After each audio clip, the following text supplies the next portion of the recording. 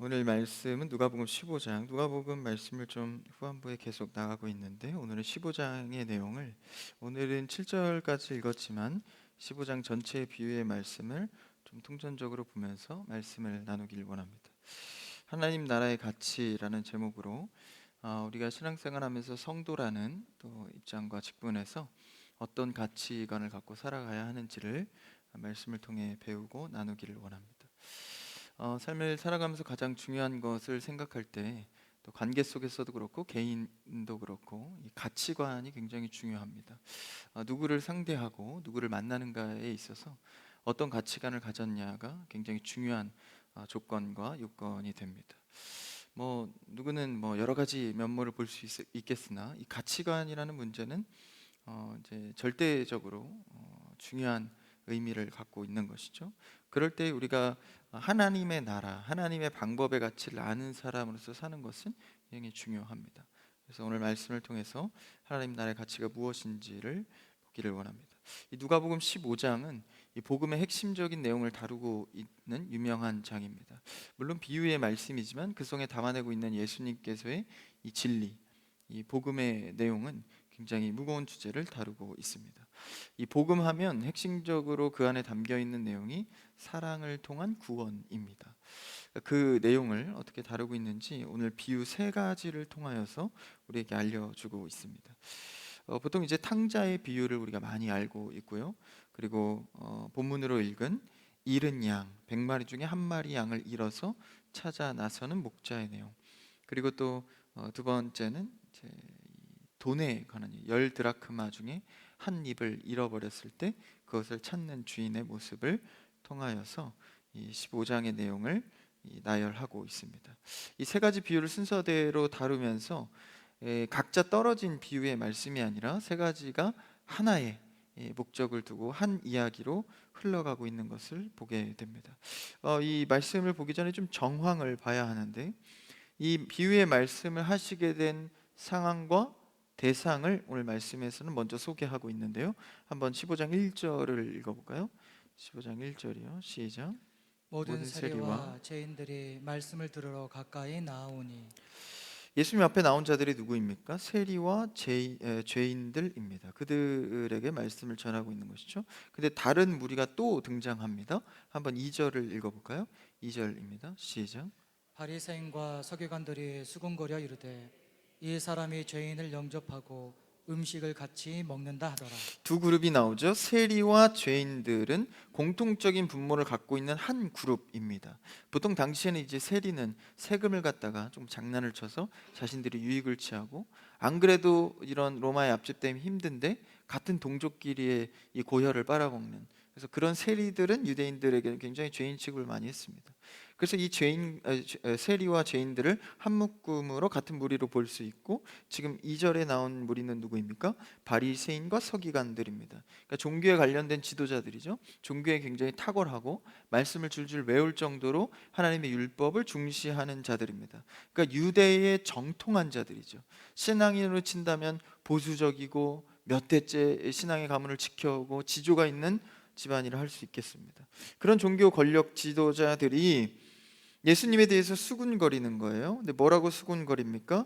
이 사람이, 예수님이죠, 예수님에게 죄인을 영접하고, 우리가 그토록 미워하는 세리나 죄인들, 그리고 율법을 어기는 자들, 이런 자들을 영접했다는 걸 친근하게 대하고 심지어는 음식을 나눠 먹는다. 당시 유대 사회에서 음식을 나눠 먹는다는 의미는 한 가족으로 치부한다는 거예요.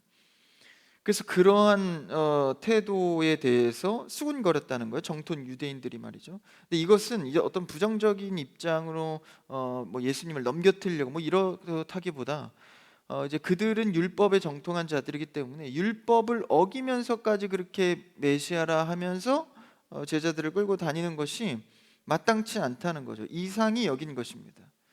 그러니까 정통 유대인 입장에서는 예수님의 행보가 전혀 선지자답지 않은 것이죠. 그래서 율법적인 재단을 갖고 그를 이상히 여긴 것입니다. 이것은 그들이 나빠서가 아니라 율법에 정통한 자의 시각에서는 어찌 보면 당연한 수군거림입니다. 그러한 두 그룹에 놓고 오늘 15장은 어떤 주제라고요? 복음, 구원에 관한 주제입니다. 그들을 죄인과 세리, 그리고 이 종교 유대의 정통한 자들 그들을 대상으로 놓고 진짜 복음의 핵심이 무엇인가를 가르쳐주고 있는 것이죠. 근데 예수님의 가르침의 방법 중에 굉장히 탁월한 것이 이 비유법입니다. 그래서 유대 교육할 때도 어린아이들에게 비유로 조금 더 이 나이에 맞는 교육법을 가르칩니다. 지금까지도. 그래서 당시에도 그 문화에 맞게 예수님께서 비유법으로 말씀하시죠. 우리가 이 아직 믿음이 연약한 자나 혹은 나이가 어린 자들에게 여러 가지 적절한 말씀의 가르침을 주지 않습니까? 뭐 처음부터 신학적인 무거운 주제들을 막 꺼내서 하면 이해가 되지 않는 것처럼 예수님께서도 이 복음의 핵심이 무엇인지를 비유를 통해서 말씀해주고 있는 것입니다.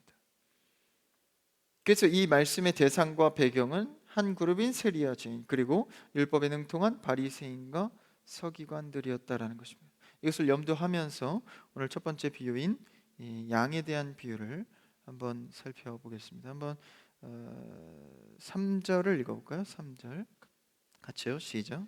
예수께서 그들에게 이 비유로 이르시되 비유로 말씀하신다는 설명을 붙여서 아예 이야기를 하고 그 다음에 말씀을 시작하시죠. 그들에게 이 비유로라는 이제 원어에 보면 단수로 쓰여져 있습니다. 그러니까 비유들이 아니죠. 그러니까 세 가지인데 비유들이 아니라 이 비유라는 단수를 썼습니다. 그렇다는 것은 이 세 가지 비유가 하나의 이야기로 묶어져 있다라는 정확한 목적성을 갖고 있는 것이죠. 예수님의 비유는 여러 가지 좀 헷갈리는 이 내용을 담지 않습니다. 한 가지의 포커스를 향해서 달려가고 있는 것이죠. 그래서 이런 일관된 의도가 무엇인지를 말씀을 통해 한번 보겠습니다. 4절을 한번 읽어볼까요? 4절입니다. 시작. 너희 중에 어떤 사람이 양 100마리가 있는데 그 중에 하나를 잃으면 99마리를 들에 두고 그 잃은 것을 찾아내기까지 찾아다니지 아니하겠느냐. 우리에게 좀 익숙한 말씀일 수 있겠습니다. 양 100마리가 있는데 목자죠. 목자가 하나를 잃어버렸을 때 다른 양들을 놔두고 한 마리를 찾으러 간다. 이 비유에서 예수님께서 말씀하시고자 하는 것이 무엇일까?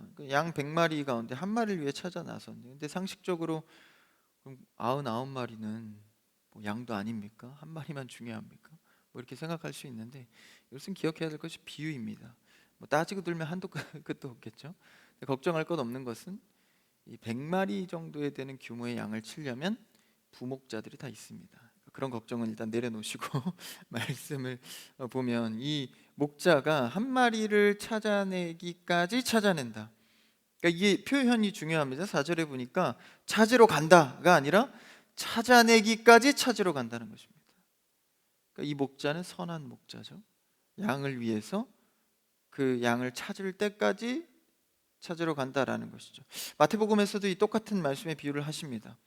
마태도 양을 잃었고 누가복음에서도 양을 잃었다라고 표현을 합니다. 근데 여기서 조금 다른 것은 이제 원어적으로 단어가 좀 다른데 잃었다라는 표현이 마태복음에서는 양에 대한 책임성을 더 두고 있고요, 무게를. 그러니까 이제 양을 잃어버린 원인이 양이 잘못해서 자기 마음대로 길을 잃어버렸다라는 의미의 단어를 쓰고요. 오늘 누가복음에서는 양의 실수긴 해도 책임은 목자에게 있다. 그러니까 목자가 잃어버릴 것이다라는 무게를 더 두고 있는 단어를 씁니다. 그러니까 누가복음에서 강조하고 싶은 포커스는 목자의 입장을 더 강조하고 있는 것이죠. 목자의 입장에서 어떻게 지금 양을 찾고 있는가? 어떻게 표현했죠? 찾아내기까지 찾는다. 찾도록 찾는다. 찾을 때까지 잃은 양을 찾는다라는 것입니다. 이것은 단순한 목자가 아니라 아버지 된 하나님의 마음입니다. 그러니까 아버지가 아들을 잃어버렸을 때 힘 닿는 데까지 뭐 안 된 말고 오늘만 찾아보자 합니까? 자신이 평생을 들여서 죽을 때까지라도 찾는 것이 아버지일 터입니다. 그렇다면 오늘 말씀에서 이 목자는 양을 자신의 자녀로 선한 목자로서 양을 찾는다라는 것이죠. 그렇게 해서 찾았을 때 어떻게 합니까? 5절에 보니까 또 찾은즉 즐거워서 어깨에 맨다. 이 얼마나 좀 주객이 바뀐 장면입니까? 양은 목자가 이렇게 컨트롤해야 되고 다뤄야 될 텐데 양을 어깨에 짊어지고 온대요. 양이 얼마나 이 길을 잃어서 불안하고 피곤했을까? 양을 두 어깨에 메었다. 예수님께서 우리에게 말씀하실 때 우리는 다 양 같다고 표현해요. 우리는 다 양 같아서 양 같다는 표현이 어떤 표현일까요? 그래서 우리가 양하면 순한 양 뭐 이렇게 생각을 하는데 사실상 양의 특성은 순하지 않습니다. 이게 자신이 스트레스를 받으면 양은요 이게 벽에다가 막 머리도 박고 이제 시각이 양은 굉장히 좁습니다. 그래서 몇 미터 밖을 잘 못 봐요. 그래서 이렇게 그 앞에만 보고 살다 보니까 반드시 목자가 있어야 이 컨트롤할 수 있는 것이 바로 양입니다. 그러니까 스스로는 살아갈 수가 있는 존재가 아니에요. 여러 가지 특성을 통하여서 우리를 양 그리고 주님을 목자로 비유하고 있는 것이죠. 그럴 때 한치 앞, 그러니까 잘 다치고 길도 맨날 잃고 시각이 좁으니까요. 낭떠러지가 있는데도 보지 못하고 떨어지는 경우들이 있고, 그러니까 목자가 있어야 항상 이 양은 컨트롤이 된다라는 거예요. 우리 사람은 이 땅 가운데 살아가면서 이 공중권세 잡은 자들의 권세 속에서 한치 앞 상황 가운데에서도 굉장히 불안한 삶을 살아갑니다. 보지 못하는 것이죠. 근데 반드시 우리에게 필요한 것은 목자입니다. 근데 여기서 탁월한 비유인 것이 이 양은 목자의 얼굴을 보거나 발걸음을 보거나 그림자를 보고 따르는 게 아닙니다. 철저하게 목자의 음성을 듣고 따릅니다. 그러니까 이제 뭐 저도 이렇게 도시 출신이라 뭐 시골 상태를 잘 모릅니다. 그래서 양이 뭐 목축이 어떻게 되는지 모르지만 양의 특성을 보니까 양은 이 주인의 음성에 대해서 반응을 한다라는 거예요. 거기에 익숙해지면 우리 강아지를 이름 불러서 그를 이렇게 교감하듯이 양도 그의 이름과 음성을 통해서 양이 알아듣는다는 거예요. 그래서 그 음성에 따라서 컨트롤이 되고 멈추고 가고 이렇게 한다라는 것이죠. 굉장히 신기하다는 거예요. 그에 대한 비유가 무엇입니까? 목자의 음성을 따라 양이 살아가야 살 수 있다는 겁니다. 우리는 양과 같이 되어서 목자 대신 예수 그리스도의 음성, 다시 말하면 말씀의 기준으로만 살아야 우리가 살 길로 갈 수 있다라는 것입니다. 이것은 그냥 뭐 이렇게 좀 권면하고 추천하고 이 정도가 아니라 우리의 생사의 문제가 걸려 있다라는 것이죠. 누가복음 뭐에 관련된 겁니까? 구원, 생사에 관련된 복음의 핵심의 내용을 담고 있습니다. 그때 목자의 음성이 아니고서는 살 길로 갈 수 없다는 것이죠. 양이 그렇다는 겁니다. 그래서 우리가 목자의 음성을 듣고 따라가게 되는 것이죠.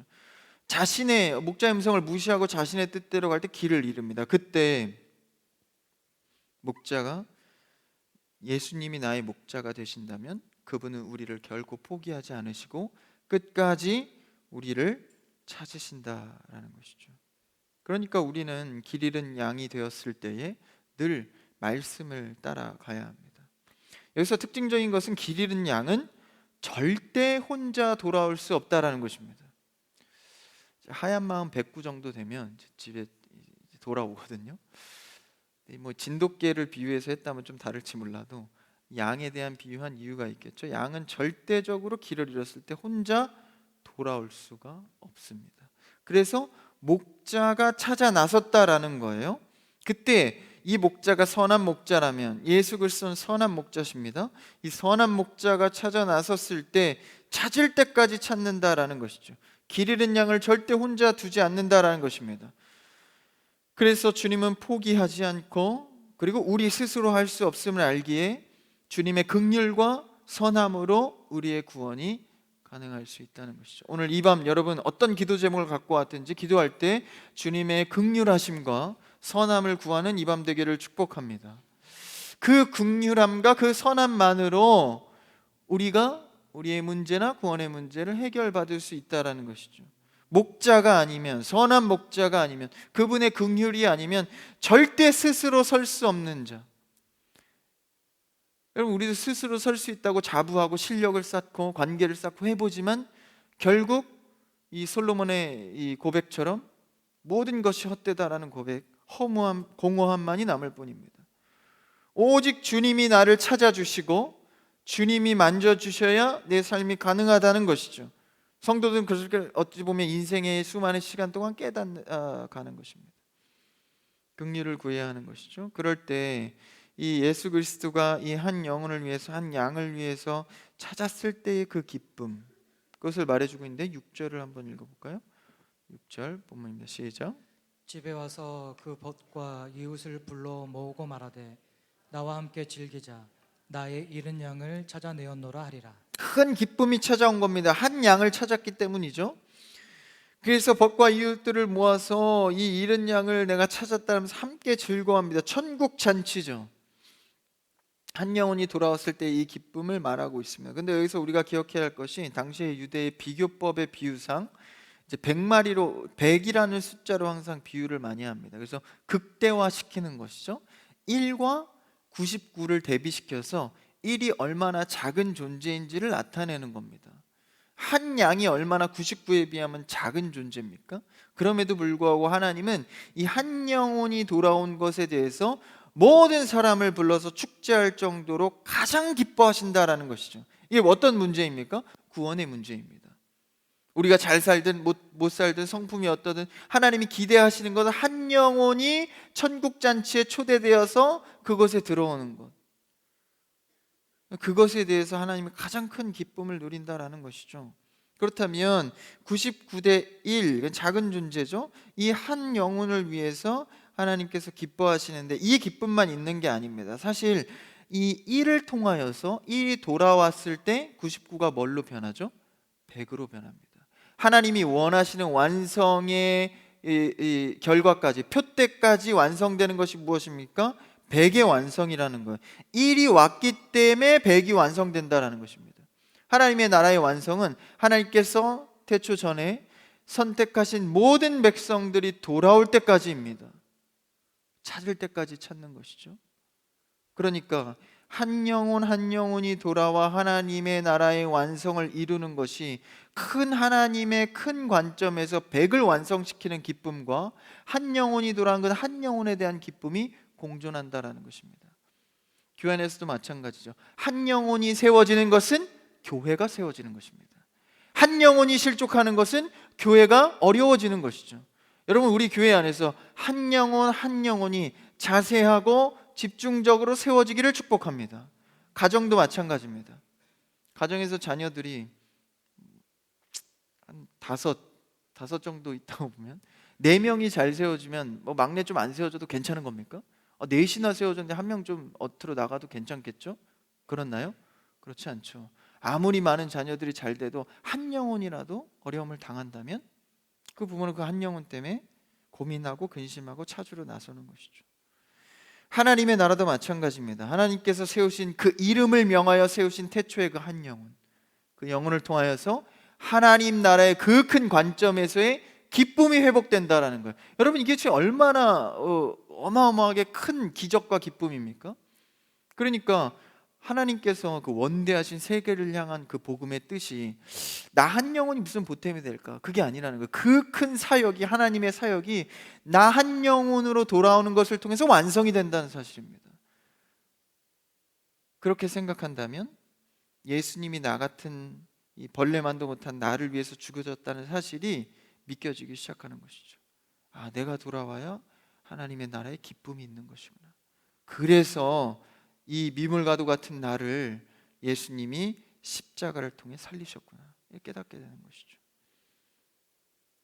그래서 이 목자의 기쁨은 99가 100으로 완성되는 공동체의 기쁨과 한 영혼이 돌아온 그 한 영혼의 기쁨이 공존한다는 사실입니다. 그래서 뒤에 세 번째 비유에 보면 탕자의 비유가 있죠. 두 아들이 있는데 둘째 아들이 유산을 미리 상속받아서 집을 나가죠. 그랬다가 이제 재산을 다 탕진하고 돌아옵니다. 그때 돌아와서 아버지가 맞이해주고 아들의 이 위치와 권한을 회복시켜 주니까 또 누가 시험에 들죠? 첫째가 또 탕자가, 집안의 탕자가 됩니다. 그래가지고 어떻게 합니까? 이 둘째가 굉장히 미운 거예요. 왜 아버지는 저렇게 허랑방탕하게 하고 돌아온 자를 저렇게 받아주나? 이 집 안에 탕자가 또 생겨버린 겁니다. 근데 그 첫째 탕자는 뭘 깨닫지 못한 거예요? 하나님의 공동체적인 기쁨. 이 아들이 돌아와야 우리의 가정이 기쁨이라는 것을 깨닫지 못한 것이죠. 그래서 우리가 회복해야 할 이 공동체적인 기쁨, 하나님 나라의 기쁨은 한 영혼 한 영혼을 통해서, 그 가치를 통해서 이루어진다는 사실을 깨달아야 합니다. 그러니까 이 한 영혼의 귀함이 얼마나 우리 안에 이 섬김과 또 사랑의 입장에서 얼마나 감사한 것입니까? 한 영혼 한 영혼을 잘 섬겨가기를 축복합니다. 가정에서도 마찬가지입니다.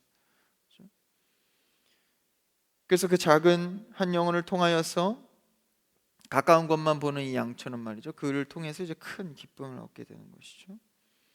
이 영혼이 한 영혼이 세워지는 것은 대체 불가한 한 영혼입니다. 뭐 한 영혼이 실족하면 다른 영혼 세워서 뭐 그 자리 채우면 되죠. 여러분 그런 게 아니라는 거예요. 그 이제 밖에 사회에서나 좀 대체할 사람을 찾고 이런 것이지 한 영혼을 세우는 가치는 그러지 않다라는 것이. 그래서 귀한 것입니다. 여러분 아들을 잃는다면 다른 아들로 대체할 수 있습니까? 아무리 다른 아들이 있다 해도 그 아들의 아픔, 그 아들 나름대로의 그 한 영혼으로 귀한 것이죠. 그러니까 우리가 이런 성도의 인식 속에서요, 이 경쟁하는 사회에서 자꾸 베스트 제일 잘하는 사람이 누군가, 더 잘하는 사람이 누군가, 이거에 너무 집중하지 않아야 한다는 것이. 물론 경쟁 사회에서 어느 정도의 이 경쟁했을 때 발휘되는 이점은 물론 있습니다. 근데 그거에 너무 집착해서 성도가 하나님의 나라의 가치를 잃으면 안 된다는 것이죠. 한 영혼, 오직 한 영혼, 오직 한 영혼. 누가 더 나은 건가, 그게 아니라 말이죠. 비교 경쟁에서 벗어나서 하나님의 오직 한 영혼이라는 이 하나님 나라의 가치를 회복하는 여러분 되기를 축복합니다. 그랬을 때 나의 귀함도 알고 상대의 귀함도 알게 되는 것이죠. 그래서 7절에 뭐라고 말합니까? 마지막 절 읽어볼까요? 7절에 시작. 내가 너에게 이르노니 이와 같이 죄인 한 사람이 회개하면 하늘에서는 회개할 것 없는 의인이 99으로 말미암아 기뻐하는 것보다 더하리라. 왜 더 기쁩니까? 99에서 100이 된 공동체의 기쁨과 개인이 돌아온 기쁨. 기쁨이 두 개가 있잖아요. 크잖아요. 그러니까 99명의 이 회개보다도 훨씬 더 귀하다는 거죠. 한 명이 회개하고 돌아온 이 사건이 말이죠. 그 비유를 통해서 하나님 나라의 가치가 무엇인지를 예수님께서 말씀해 주고 있는 것이죠. 누구에게 말입니까? 세리와 죄인들, 그리고 원래 유대에 정통했던 바리새인과 서기관들에게 말입니다. 자꾸 구분하고 따지고 그런 것이 아니라 한 영혼 한 영혼이 어떻게 하나님 안에서 구원되고 있는지를 보라라는 것입니다. 그게 얼마나 귀하냐라는 것이죠. 그럴 때 죄인 한 사람의 회개가 크다, 회개에 대해서 말을 하죠. 그 뒤에 두 번째 8절 이후에 보면 잃은 드라크마에 대해서 말을 하고 있는데, 이제 10드라크마가 있대요. 8절에 보니까. 이제 이 드라크마는 한 드라크마가 데나리온과 같은 값어치인데 하루 노동한 품삯입니다. 그래서 뭐 오늘날로 치환한다면 뭐 10 얼마 정도 될까요? 뭐 잘 모르겠습니다. 하여튼 그 정도의 하루의 품삯 정도가 될 것 같아요. 그 정도의 값어치인데 그걸 하나를 잃었을 때 10개 중에 등불을 켜고 집을 쓸며 찾아내기까지 부지런히 찾아내지 아니하겠는. 8절에도 그렇게 말하죠. 앞에 비유와 똑같이 찾아내기까지 부지런히 찾지 않겠느냐. 근데 여기서 조금 의아한 것이, 이제 앞에서는 양이니까 생물이니까 어느 정도 비유로 인식을 하는데 이 드라크마는 이 생물이 아니죠. 무생물입니다. 여기서 말하고 싶은 내용은 똑같지만 무엇일까요? 이 드라크마를 찾을 때, 이 주인이 찾을 때 뭐 드라크마가 갑자기 잃어버렸다고 팔다리가 갑자기 나와서 주인에게 걸어와서 저 여기 있어요 이렇게 할까요? 무생물이란 말이죠. 그러니까 전적으로 주인이 찾지 않으면 찾을 수 없다는 것입니다. 다시 말하면 우리가 회개해서 하나님께 용서를 얻는 것 같지만 그게 아니라는 거. 하나님이 불러놔서 회개의 환경과 회개의 자리를 마련해 줬기 때문에 회개하며 하나님께 나아갈 수 있다는 것입니다. 물론 수사적인 표현으로는 회개해서 하나님께 나아갑니다 라고 표현은 하지만 실제 원리는 어떻다는 거예요? 우리를 살려놓고 회개를 받으신다라는 것입니다. 죽은 자를 살려놓고 회개를 받으시는 겁니다. 잘 생각해 보십시오. 회개했기 때문에 주 앞에 나올 수 있는 게 아니라 사실은 회개할 수 있도록 죽음에서 생명의 자리로 이미 옮겨놓고 회개를 시키는 것이죠. 그러니까 하나님의 전적인 은혜가 없으면 우리에게는 회개의 은혜도 없는 것입니다. 그러니까 사실 회개하는 것도 얼마나 그렇게 보면 감사합니까? 오늘 말씀에 정말 회개는 아무나 하나 이렇게 하려다가 특정 노래하고 연상이 되니까 우리가 회개를 하는 것이 그냥 뭐 의뢰하는 것처럼 생각하지만 사실은 그렇지 않습니다. 회개는 하나님이 부르신 성도의 특권입니다. 그러니까 하나님이 불러다 놓고 우리가 하나님을 찾을 수 있는 방편의 이 회개는 너무나도 귀한 것이죠. 이 밤 주 앞에 자유하게 회개하는 여러분 되기를 축복합니다. 이 얼마나 큰 은혜입니까? 주님께 나아갈 수 있는 길을 주님이 여신 것이죠. 우리는 무생물, 그러니까 무생물은 죽은 거 아닙니까? 사실 우리는 죽은 자였다라는 거예요. 죽은 자, 영적으로 죽은 자. 근데 우리를 살린 것이죠. 살려놓고 생명을 주시고 그리스도의 은혜로 우리를 살려놓으시고, 그 다음 우리가 누구인지, 왜 죄인인지, 왜 십자가가 필요한지, 십자가의 은혜의 크기는 어떠한지를 알려줘 가는 것이죠. 그래서 앞에서는 양의 비유가 100명 중에 100마리 중에 한 마리였고, 이제 두 번째에서는 10드라크마 중에 10분의 1이죠. 탕자의 비유는 두 아들 중 하나입니다. 점점 좁혀가죠. 그래서 좀 더 자세하게 다루고 있는 것입니다. 어쨌든 이렇게 회개를 우리에게 하나님께서 주체가 되어서 우리를 찾듯이, 회개도 하나님께서 우리에게 주신 은혜다라는 것이죠. 누구도 하나님을 찾지 않으면, 사실 하나님이 아니면 회개 자체가 불가능하다라는 것입니다. 그러니까 모든 긍휼과 베푸심은 하나님께 있다라는 것이죠. 그러니까 우리의 기도는 죄의 고백을 하는 회개의 기도라 할지라도 그 속에는 감사가 있는 것입니다. 모든 여러분의 기도 제목에 주를 향한 감사로 나아가시기를 바랍니다. 그 다음 이제 세 번째 비유를 하는데요. 세 번째 비유가 이제 12절에 나오는 이제 탕자에 대한 비유입니다. 이제 12절을 한번 읽어볼까요? 성경책으로. 이제 세 번째 비유인데요. 한번 읽어봅시다. 성경책으로 읽죠. 시작. 그 둘째가 아버지에게 말하되 아버지여 재산 중에서 내게 돌아올 분깃을 내게 주소서 하는지라. 아버지가 그 살림을 각각 나누어 주었더니.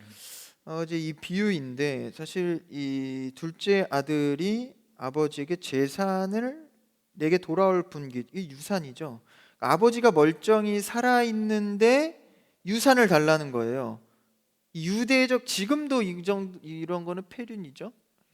이 둘째 아들의 마음이 무거워요. 제가 둘째거든요. 이게 폐륜입니다. 근데 유대 사회에서는 더 심각한 폐륜이에요. 율법에서도 다루고 있기 때문에 아버지가 살아있는데 유산 상속을 요구하는 것은 유대 사회적으로는 어떤 정도까지 폐륜이냐면, 마을 사람들이 그 장면을 발견하면 돌로 쳐 죽입니다.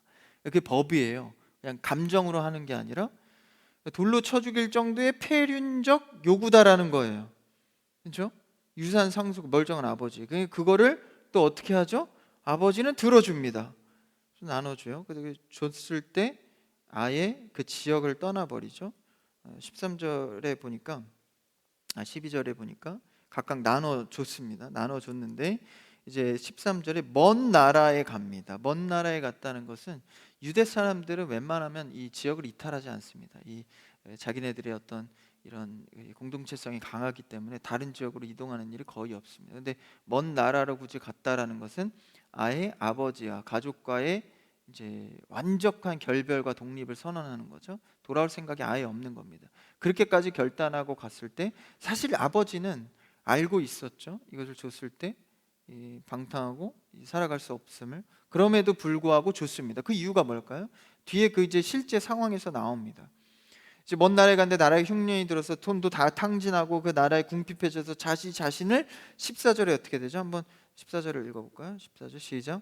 다 없앤 후 그 나라에 크게 흉년이 들어 그가 비로소 궁핍한지라. 그가 비로소 궁핍해졌습니다. 이제 그때서야 자기 자신을 보게 되는 것이죠.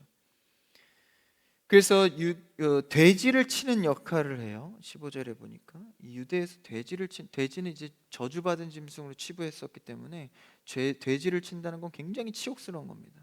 심지어는 돼지점 열매라도 먹으려고 했는데 그조차도 돕는 자가 없었다라고. 그러니까 완벽하게 철저하게 깨지고 가난해진 겁니다. 그때서야 뭘 볼 수 있는 겁니까? 그때서야 17절 18절 한번 읽어볼까? 시작. 이에 스스로 돌이켜 이르되 내 아버지에게는 양식이 풍족한 품꾼이 얼마나 많은가.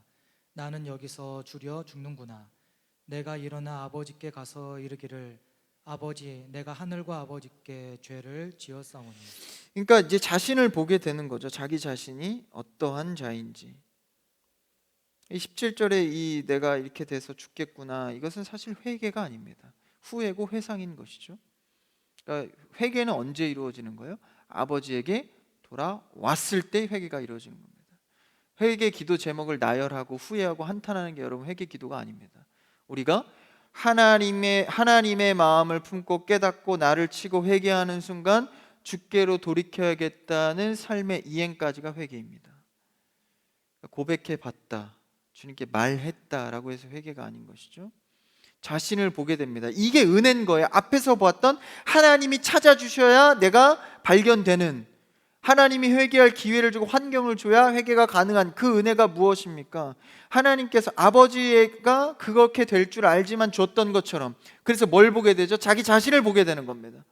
아버지는 저가 돼지지엄 열매라도 얻어먹지 못하는 처할 상황을 알면서도 주는 것이죠. 왜요? 그 가난에 처했을 때 가난한 심령, 가난한 심령을 가진 자에게 뭐가 있습니까? 복이 있다. 왜요? 그 자신을 발견하고 주님을 찾을 수 있는 회개로 돌이킬 수 있기 때문입니다. 그게 복이다라는 거예요. 세상의 복과는 사뭇 다르죠. 이것이 하나님 나라의 가치입니다. 주께로 돌이키는 일들. 여러분의 회개의 제목들이 무엇입니까? 하나하나 사소한 것까지 주님께로 돌이키는 은혜가 있기를 축복합니다. 가난한 심령을 통해서 말이에요. 내가 스스로 할 수 있는 게 아니구나. 아버지의 은혜가 필요하고. 오늘 이 방 구하십시오. 그럴 때 돌아왔을 때 어떻게 됩니까? 20절 한번 읽어볼까요? 20절 시작. 이에 일어나서 아버지께로 돌아가니라. 아직도 거리가 먼데 아버지가 그를 보고 측은히 여겨 달려가 목을 안고 입을 맞추니. 이게 회개죠. 일어나서 아버지께로 돌아가니라. 이게 회개입니다. 뭐 거창한 대의를 갖고 화려한 언변으로 하나님께 표현해서 회백히 고백만 하는 게 기도가 아니라 내 삶에서 돌이킬 것을 깨달았다면 돌이켜야 하는 것이죠. 말로만 하는 것이 아닙니다. 예수님께서 우리를 사랑한다 말로만 하셨습니까? 아니죠. 이 땅 가운데 인간의 몸을 입고 약속대로 오신 것입니다. 마찬가지로 우리의 신앙도 주님을 사랑한다 내가 죄인이다 말하는 것을 넘어서서 일상에서 삶에서 일어나서 주님께로 돌이키는 일들을 해 나가야 하는 것이죠. 나갔을 때 아버지께서 어떻게 합니까? 하나님 아버지로 비유돼서 하나님께서 어떻게 하시죠? 1절에 아직도 거리가 먼데 아버지께서 어떻게 합니까? 먼저 달려와 앉습니다. 거리가 먼데 왜 달려갔을까요? 감격스럽게 확 달려가려고? 그게 아니라 마을에서 아까 어떻게 한다고요? 발견되면 돌로 쳐 죽입니다. 빨리 아버지가 가서 안고 있는 장면이죠. 입을 맞춥니다. 근데 이때 아들이 아직도 좀 이렇게 완벽하지가 않은 것 같아요. 한번 읽어볼까요? 21절 시작. 아들이 이르되 아버지, 내가 하늘과 아버지께 죄를 지었사오니 지금부터는 아버지의 아들이라 일컬음을 감당하지 못하겠나이다 하나. 그러니까 다른 사본에 보면 나를 품꾼 후에 하나로 보소서라고, 이제 좋은 성경에는 이 풋노트가 달려 있을 겁니다. 그러니까 나를 종으로 취급하십시오. 내가 이렇게 죄 짓고 이렇게 가서 아버지 돈 다 쓰고 아버지 취급도 안 하고 혼자 살겠다고 갔는데 내가 면목 없게 돌아왔습니다. 그냥 이 종으로 취급해 주십시오. 아주 뭐 겸손하고 좋은 말 같아요. 아직도 이거 자기 교만이 있는 겁니다. 돌아왔으면 아들인 것이죠. 그때 아버지가 그래, 너 이제 깨달았지. 종부터 다시 시작해라. 밑에서부터, 자 마당부터 쓸어, 이렇게 하셨을까요? 아닙니다. 그거에 대한 너무 재밌는 것이 대답이 없어요. 아버지가 아무 대답이 없고 어떻게 하시죠? 그냥 이행하십니다. 어떻게 이행하시죠? 22절 읽어볼까요? 시작. 아버지는 종들에게 이르되 제일 좋은 옷을 내어다가 입히고 손에 가락지를 끼우고 발에 신을 신기라. 내가 종이 되어야 되겠습니다. 내가 아들로선 자격이 없습니다. 아버지 대꾸 안 하십니다. 대꾸 안 하시고 종들을 시켜서, 참 언어 유희죠. 내가 종이 되겠습니다. 종들을 시켜서 아들임을 확실시키는 겁니다. 너가 아무리 추리하게 가난하고 능력이 없고 성품도 못하고 가정도 가질 것이 없어도 너는 내 아들이다라는 것이죠. 그것을 회복해 주시는 겁니다. 이게 하나님 나라의 가치입니다. 내가 아무리 못났어도 하나님이 나를 불러주셨으면 나를 양자 삼는 것이죠. 아들 삼는 것입니다. 그랬을 때 어디서든지 성도라는 직분만 갖고 있으면 담대한 겁니다. 난 하나님의 자녀야. 난 기도하는 사람이야. 두려워할 것이 없는 것이죠. 그때 이제 아버지 대꾸도 안 해요. 이제 사람이 대화하다가 대꾸를 안 할 때는 어떤 의미죠? 헛소리 하지 말고 쓸데없는 소리 하지 말고 옷이나 입어라라는 거 25절 보니까 이게 뭡니까? 옷을 입히고 손에 가락질 끼고, 이거 뭔가 아들권의 회복입니다. 발에 신을 신기고, 당시의 종들은 이제 신을 안 신고 다녔죠. 그러니까 이거 아들이라는 걸 확실시하는 겁니다. 살진 송아지를 잡고 먹고 즐기자. 그 다음 24절에 먹으라고 합니까? 중요한 대목이죠. 읽어볼까요? 시작. 이 내 아들은 죽었다가 다시 살아났으며 내가 잃었다가 다시 얻었노라 하니 그들이 즐거워하더라. 죽었다. 실제 죽었나요? 죽지 않았습니다. 죽지는 않았죠. 죽을 뻔했죠. 근데 죽었다라고 표현을 합니다. 그러니까 우리는 하나님 안에서 죽은 자로서 살아가다가 주님 만나는 순간 생명의 자리로 옮겨진 것이죠. 그러면 그 아들의 입장에서의 자부심을 갖고 성도로서 어떻게 살아가야 할지, 하나님의 가치로 어떻게 살아갈지를 늘 고민하고 그대로 이행하고 안 된다면 회개하고 돌이키고 하나님과 교제하는 것이죠. 다시 얻었노라. 감격의 순간이죠. 그러면서 즐거움, 기쁨을 회복합니다. 주님과 함께할 때 참된 기쁨이 내게 옵니다. 회개해서 돌이킬 때 나에게 참된 기쁨이 옵니다. 이 주님과 교제하는 것이죠. 그래서 새 생명의 관점에서 영혼의 회복을 말해 구원을 말하고 있는 것이죠. 그래서 이렇게 신분을 회복해서 함께 즐기자, 즐거워한다. 이게 하늘나라의 천국의 기쁨입니다. 이게 뭐죠? 이 가정이 첫째 아들도 있어요. 재산도 아직 많이 있습니다. 남아있죠.